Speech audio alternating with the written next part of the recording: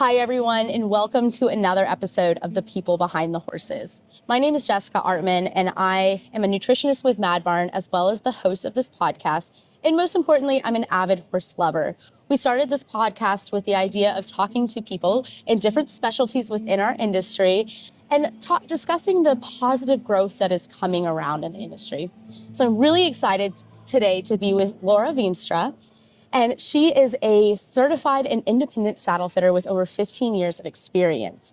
She has a diploma from the University of Guelph in agriculture, and she's trained with several veterinarians in the Central Ontario area in equine biomechanics and anatomy.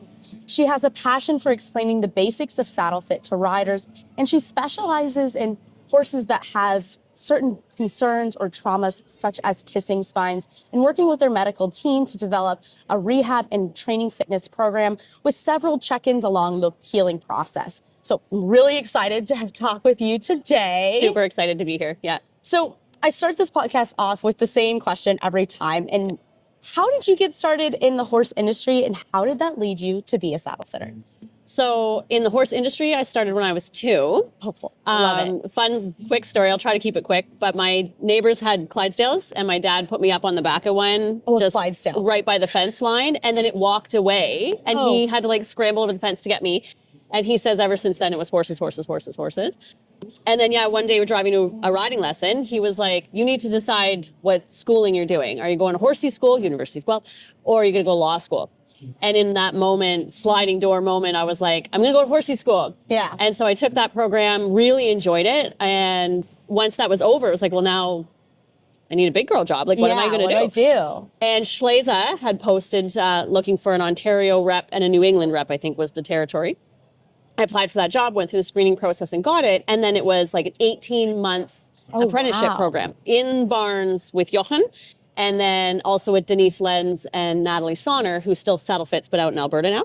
Wow. So that was shop work, changing billets, flocking, and then, of course, the fittings in the barn with him overseeing it all. Oh, yes. And so it was, when he gave me my certificate, it was pretty exciting. We had done a big trip down into the States as my final trial run. And when he deemed me as good as he thought I could possibly be in comparison to himself, he gave me my certificate. So that was how I got into saddle fitting. I did work for the government for a long time too. I just recently switched to fitting full time. Wow, congratulations. Yes, thank you. It's been just such a reward to finally get to a place where my independent status, because I'm not on a commission. Yeah. So it's not like I'm getting any sort of extra monies or income that way. But it's amazing to watch the trajectory of doing something I really love go from being a little hobby that paid for my horse to now being the thing I get to do every day as my life's work, which is really, really nice. It brings a lot of joy to my life, yeah. How fun. I've done several of these podcasts now, and I feel like every time I sit down with someone, it starts the same. Like, we were all just kids and we caught this horse bug. Yep. And then we were like, how do I make this my career? Yep. And then you find what you're passionate about, and you're like, okay, this is going to become my career in the horses. I'm going to make this work for the horse industry. Yep. So that's really fun. And to hear kind of about your schooling, I want to talk a little bit more about that. So you've called yourself a certified independent saddle fitter. Can you explain to me, what does that actually mean compared to other saddle fitters? Really, really good question. So I'll start off by saying the industry is not regulated. Okay. So there is no official saddle fitting school. So Jochen, as a master saddle fitter himself, can give a designation to someone. But the other fitters, depending on what school they go through, can end up with just a 2-week course over in France, and then they're going around saying they're saddle fitters, right? Wow, that's a big difference. Big difference. So there's quite a spectrum on what you can classify yourself as. So some of the big brand reps wouldn't necessarily fall under any kind of certification as a fitter, because they just learned how to work on that specific brand, or how that brand is going to fit, or how you sell it. Yep. Whereas myself, Genevieve Kendall Hayes, a couple other girls here in the province, we have that fitting background that's more dynamic, more in the barn, hands-on, flocking, dealing with micro, tiny adjustments in the flocking and things like that. That's more of a skill than sales rep. So it's quite the spectrum to be on. And I think the client, as a whole, riders are becoming more and more aware of, there's a brand rep. Yeah. and then there's a saddle fitter. Yes. And that there's a key difference. So I do find myself in the barns a lot when the big brands are coming in. So your big brands, CWD, Devaku, all of those are in.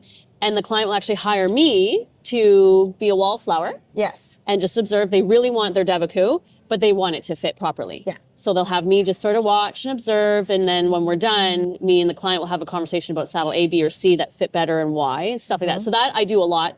But that's the spectrum is so broad. Yeah. There's again, we use the term loosely, school in the US that's run by a gentleman who has about 6 months background and then opened up a school. Yeah. And he's now producing saddle fitters who are coming up here or all over the continent and stuff like that, right? So his training, in my personal opinion, has some holes in it, which then has holes in their training. And so it's not to say there's a right way or wrong way, but there is for the listeners and the viewers, just be aware of that as you go into it, that not everyone's education background is the same. And if they can't present you with a diploma or certificate, Society of Master Saddle Fitters, for example, great program, but they're in the UK. Okay. It's very hard to get into and it's very expensive and you can't transfer any credits. So myself, I've tried. They said, nope, you got to come over here and pay 10 grand and do our course. Yeah. So it's that nuance of like, just ask your questions, see where they learned, what references do they have, because there is such a broad spectrum because it's not regulated as an industry. Yes.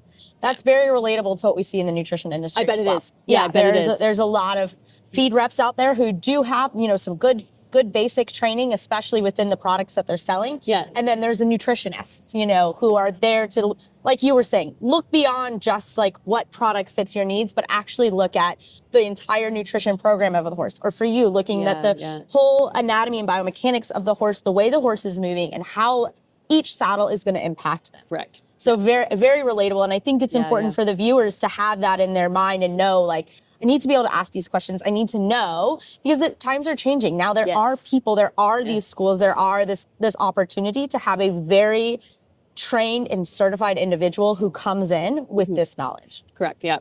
So I do want to kind of move into the actual saddle fitting process. Sure. I think a really interesting question for me would be, do you see a common area of concern, whether it be like within, event or discipline or jumping discipline or breeds of horses, or is it fairly individual? Every horse has their own concern when it comes to saddle fitting. Is there always an area that's pinching or a concern that you see? So it's very individual. Okay. So I use the analogy of puzzle pieces. Your saddle's one piece, your horse the other. They either fit together well or they don't. And then, fun fact, horses change shape. And they can change as quickly as 4 weeks. Wow. Yeah, I have a fit kit. I like to take tracing. So I could, if I'd brought it, I could pull out examples for you of horses that change super fast. So the puzzle piece fit a month ago. Yeah. And then now it doesn't.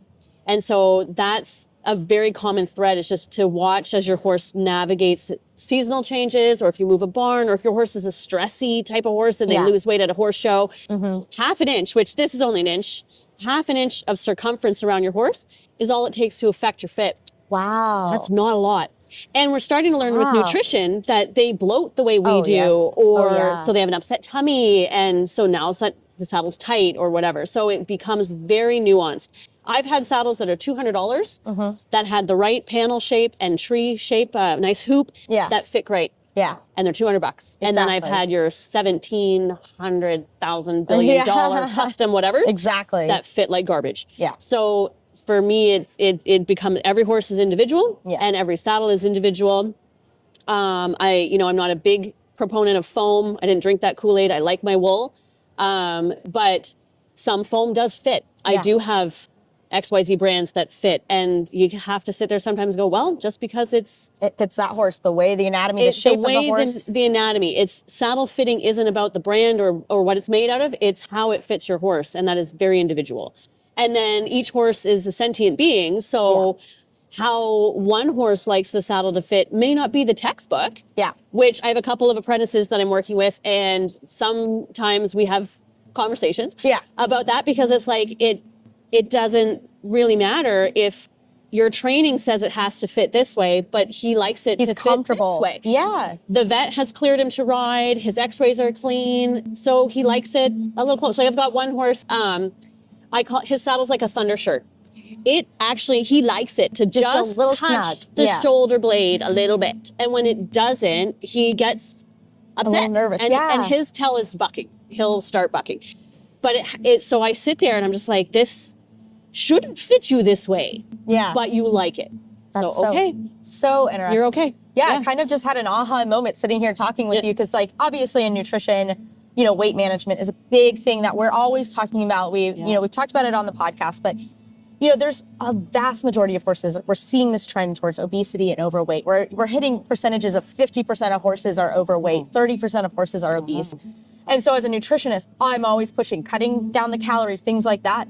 And we do get a lot of people who, you know, get their horses back into a healthy shape, but then they're like, top line isn't coming around. And now I'm sitting here like, oh my gosh, we've definitely taken more than that half of inch off of their circumference, and their saddle probably doesn't fit anymore. Correct. And so we're getting this problem. I'm like, the diet is there to support top line health, but now we have to build the top line. We have to build a top line. It can't be pinching. It has to be fit. So I think that is, you know, very important.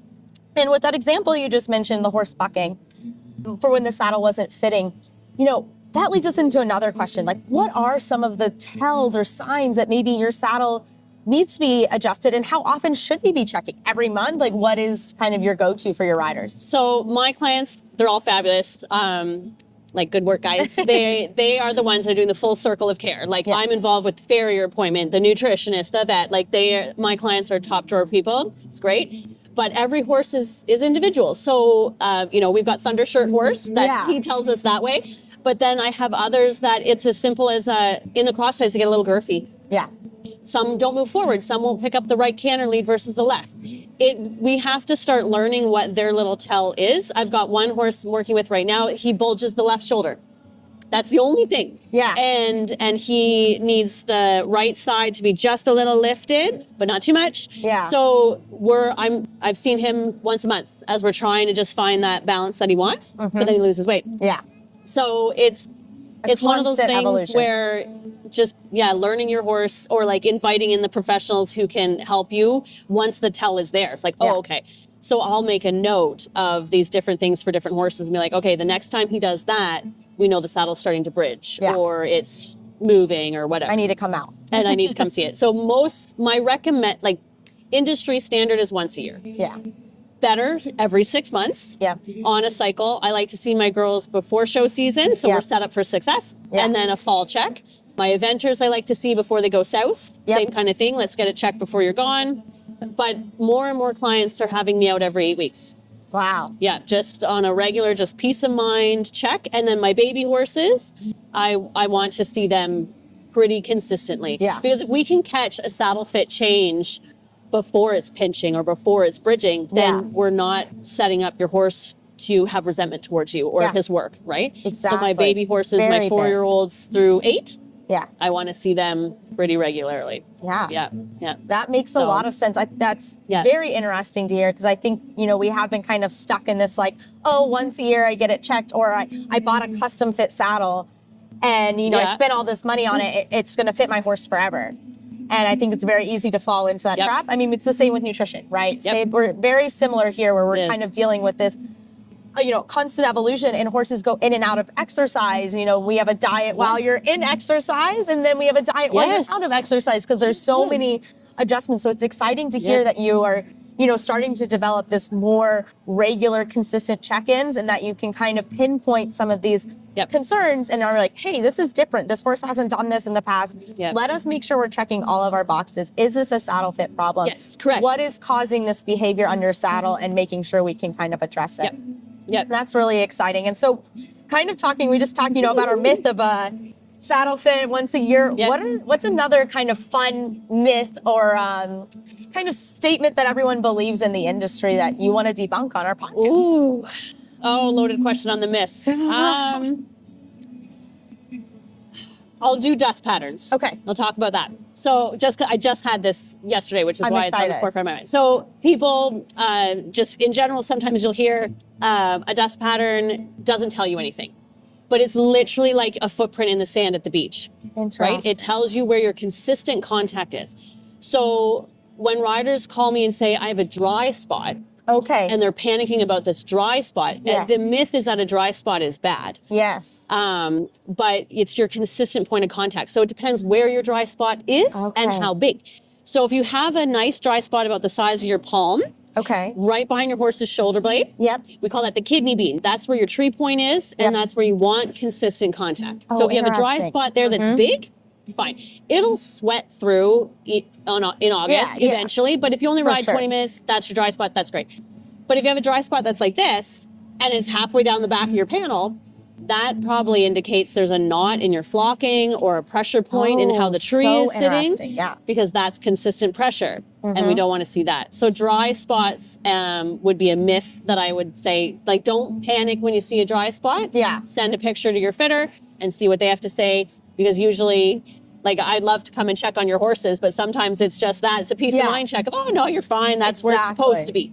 And we could have just done it on a photograph. Exactly. But that would be one. Now, building off of that, because that is definitely a myth I have fallen into. Yeah. Do you want to see a similar dry spot, like behind the shoulder, left to right? Like, should it be the same size? Fairly symmetrical, yes. Now, our horses aren't symmetrical, just like we're not. Yes. So when you look over your horse's back, you can often see like one shoulder will be bigger than the other, but where your tree point is behind that bone of the shoulder, right? And that's where your dry spot would be. So ideally, that should be fairly symmetrical or close, and the dry spot should be also matching. We don't want to see one dry spot that's lower, because then it might indicate tipping. And you can see that on your dust pattern too. If you look down your horse's back and the sweat mark from the spine is slightly over, your saddle's falling and stuff like that. So a sweat mark will tell you, or a dust pattern will tell you a lot about what the saddle's doing. So interesting. So people who will sit online, the keyboard warriors, and they'll say things like, oh, dust patterns don't tell you anything. And they don't want you to know how to read your own dust pattern, because they don't want you to know that it's not fitting well. Wow, so interesting. So now we can all be educated. That's really, I've always wondered that. That's something you hear and you're like, oh, I don't quite know, and things like that. And so now I'm like, okay, I need to go take pictures of my horse. That's better. I'm doing that right after this. Me. I'll let you know if they look good. Something else that's really interesting that I have heard is that you do Western and English. How interesting. Can you tell us a little bit about, kind of comparing and contrasting those two very different saddles and how they fit? So it's still our puzzle piece thing, right? Like we're still fitting the soft and squishy animal to the soft and squishy human, and in between them is a board, for lack of a better way of describing it. So with a Western saddle, it's a lot trickier because they are literally a brick. Oh, yeah. They're a fixed tree, they're wood, there's no gullet in it, there's no flocking, right? So with fitting, one of the trickiest elements of fitting is width versus angle. Okay? So width, of course, is this way. Angle is this way. Which, for the camera, this way. So on a Western saddle, you're going to have a width and an angle, and it's fixed. It's set. Wow. So if your horse doesn't match that fit angle, I can't throw that Western saddle in my tree press and fix it the way I can most English saddles. It is what it is. So if your angle is off, you get all your weight bearing at the top of the tree, and that's where you'll get your pinching. And then you get all your flaring at the bottom. So if a Western saddle is doing that, I can't do anything for you. We got to go to the tack room and find one that matches your horse's angles. Wow. And then, as you said, that can all change with workload or diet. Wow. So if your Western saddle fit now, or it seems to be fairly trendy in Western folks that they buy one saddle for their 3-year-old. Yes. And that's supposed to last them till they're 20. Well, your horse is going to do this a lot and change shape. So now you've got your set angle. If the angle is off, I can't add a pad under that either. Width I can, so if the angle matches but it's wide, we can just put a pad underneath it. Solve that problem. But now with Western, we got to deal with a bridge. I can't flock out a bridge the way I can an English saddle. Wow. Right? So Western is really tricky because I don't have the capacity to bring 50 with me to every appointment and find stuff.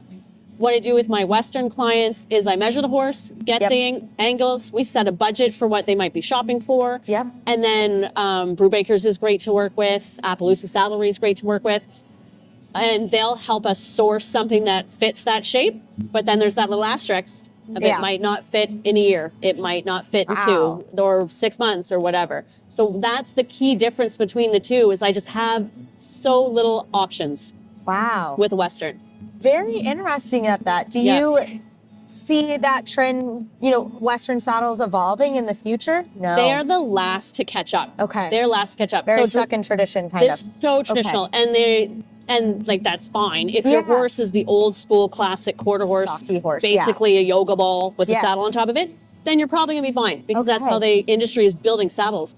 But more and more riders are getting the little Arabs or a quarter horse or thoroughbreds. I would say, we have a lot of that. A lot of thoroughbreds. As soon as you've got withers under a Western saddle, really hard. It's really hard. It's Interesting. really hard. And so I do my best to help and support where I can, but those appointments are usually a little rough for everybody, because it's like you're on the withers, you're causing bleeding sores, or you're bridging, and then it's like literally the industry doesn't support you to get you something that does fit better. Interesting. So Appaloosa, again, is great. I'm really loving working with Carlos. He's done wool panels for me on a Western saddle. Amazing. And he will give me, his brother does the trees, so he will give me narrow enough bars and widths and stuff like that to work on a thoroughbred. But your standard circle wise and things like that. Now, not to say they don't ever, like, they fit. I do have them that fit. But those are the key differences between the two. Is an English saddle, even a foam flocked one. Well, I can put a shim under the panel to get rid of a bridge. Yeah. Phew, okay, we don't have to buy a new saddle. Yeah. I don't have that option with Western. Very interesting. Yeah. I would have never guessed that, because I think it kind of falls into, we talked about myths here, but it is like you were saying, you buy one saddle. I did grow up actually in the Western. I mean, that was several years ago, but it was like we went out, we bought my one saddle for my 3-year-old quarter horse, and I still have that saddle. I still have that quarter horse. I still have that saddle. Just traveled around with me, and I'm like, wow, that's such a good one. I mean, obviously her shape has changed drastically, but it kind of was that thought of like, you get that one nice saddle and it kind of fits the shape. And maybe back then, like you were saying, all of those horses were very similar in their shape. And now we're starting to see some new influence. We're bringing in some more hot blood into these horses for whatever discipline they're doing. So we're kind of getting some different lighter breed influence that is changing the dynamics of the horse. That's really interesting. I'm going to have to think about that more. I'll touch on quickly the riding of the 3-year-old thing. So and we have it in our jumpers too, but there's so much cool stuff coming out of dissection work now. Oh, interesting. To show that we shouldn't be riding them that young. Interesting, yes. And so as a fitter, I'm seeing more and more, like the kissing spine and stuff like that, and x-rays and things like this that are starting from our horses that we rode when they were 3. Yes. Because another myth growing up was 4 years old. Yeah. That's when the joints close. Well, we know now from good dissection and good anatomy work and stuff, it's 8. Yeah. So, and it's the withers that's the last to close. So if we're riding these horses and jumping these horses and doing all that stuff, we're starting to see all these anomalies in the pelvis and the SI joint and the spine. Yeah. And our horses are so amazing because they just do it for us. Yeah. They love us and they just do it. But once you see a dissection and you see the spine like that, or some of the x-rays I've seen and stuff, I look at some of these young horses and I'm just like, oh, can we not? Exactly. That much? Maybe? Yeah. Can we compromise? And I've had some awkward conversations with clients before where I'm like, it's my professional opinion that you don't ride this horse. Yeah, we don't. We're not going to fit a saddle yet. And we're not ready for this. There's different things we can do on the ground. Correct. And long lining, whatever. Yeah, be able to still get some of that impact, on the lower limb and stuff like that for development without having to put the stress on the ligaments and the joints and the bones that have not fully developed yet. Yep. Super interesting. And I do see that as hopefully being a trend moving into our industry, being aware of that kind of stuff. Yeah. So we're talking about spines. I think that leads me right into my next question that I really wanted to ask you about. So I do have a horse with kissing spines, and I saw that you kind of specialize in helping horses with kissing spines, working with that medical team. Can you walk me through kind of the process? Let's say I'm a new client for you, and I have come to you. I have a horse with kissing spines. I show you the x-rays. Where do we go from here? Well, so typically when I'm called in for that, I'm either called in by the vet or the OBC. I see a lot of clients through the OBC. And so by then, I have the x-rays and I have the vet's report of like, we want you doing X, Y, Z exercises for this many weeks, walking this long or whatever. Yes.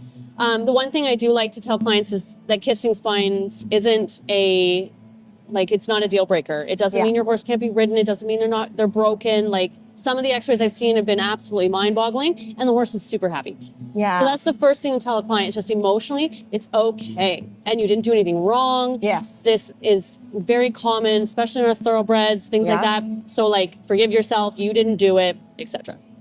Then the next thing we're gonna do is, we're gonna check your saddle. And we're gonna be making sure that the big fundamentals are there. So no pinching on the trapezius or cranial nerve 11, because if that's pinched, your horse is immediately gonna go hollow. Yeah. And that's gonna rub your spine together. So there can be absolutely no wiggle room on that whatsoever. And then we need a consistent 4 fingers worth of clearance at the end of the tree point. So we're gonna be talking about, where is your tree point landing on your horse's body to make sure that tree is really supported. The next thing that we'll be checking is if it's bridging, because that's another thing that they'll hollow out on. And as soon as they go inverted, your spinal process rubbing together. Yeah. So all that needs to be checked. And then it's a maintenance. It's like, okay, well, once you're up to your trot work, I need to see it again. And once you're up to your canter work, I need to see it again. Because as you know, they're getting fitter again. The back is changing. So what fit when they came back from either their surgery or the vet diagnosis and they're doing only their walk work, may not fit at week 6 when they're back to canter or something like that, right? And you're doing pole work and you're doing backing up exercises. We're doing your belly stretches. Like, we're introducing a lot of new stuff post-diagnosis. That's like, we need to stay on top of how this is fitting. And then part of that conversation might be the reality of how far that saddle's gonna go. So then there's the emotional conversation of, we might have to buy something else. This may not take you past this horse's rehab. And then what does that plan look like? What budget would we be working within, and what would we be looking at for, like, are we doing jumping, dressage, mono flap, like whatever. That conversation would probably also take place. Because we need to be preparing for what that saddle may or may not be able to do for you. Really interesting. It's nice to hear kind of, working with the vets, having this whole team approach, because I've been navigating that stuff.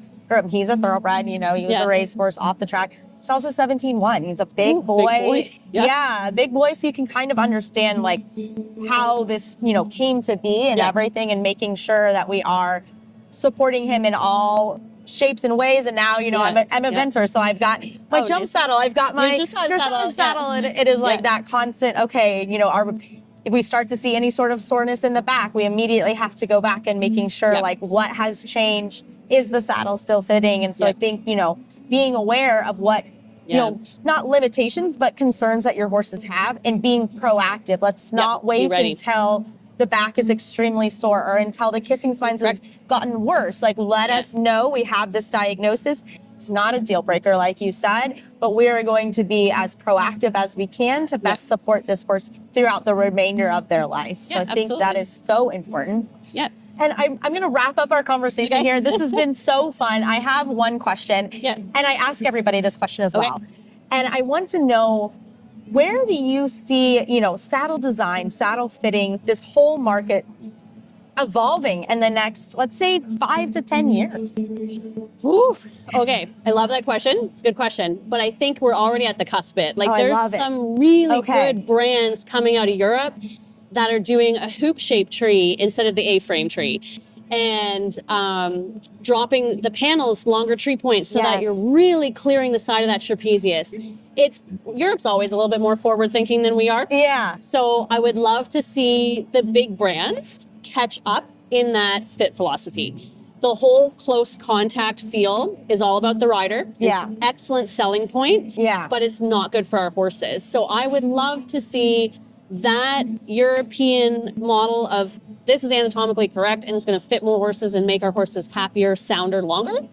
Hit some of the bigger, more prominent brands so that our horses can be happier and healthier and sounder long term, because you can't compete with some of these big brands, right?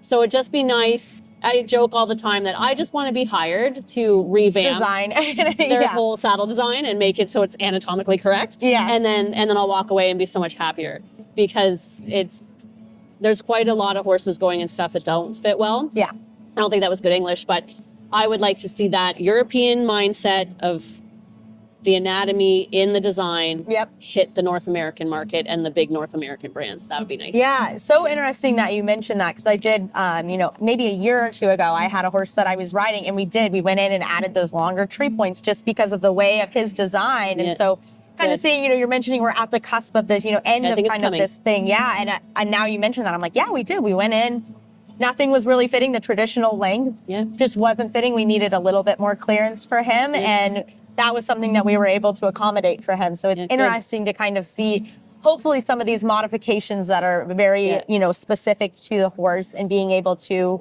really accommodate their styling. And then we were actually able to go in and remove those points, as he Was developed. it tree clicks? Is that what you did? Was tree clicks? I don't okay. know. just I curious. was just working with a fitter, and they were able to Nice. We ordered it, and then we were actually able eventually, as he kind of filled out along the top, Yeah. we're able to go in and remove those Amazing. longer. Love it. So very interesting. Hopefully we can kind of continue to see this. And, in a few years from here, we'll be having another conversation looking back at everything that has grown. So thank you so much for taking this time to chat with me and have this really important conversation. I know our viewers are going to love it. And everybody that's tuning in, thank you so much for joining us today. And make sure you like and subscribe so you're the first to see the next episode of The People Behind the Horses.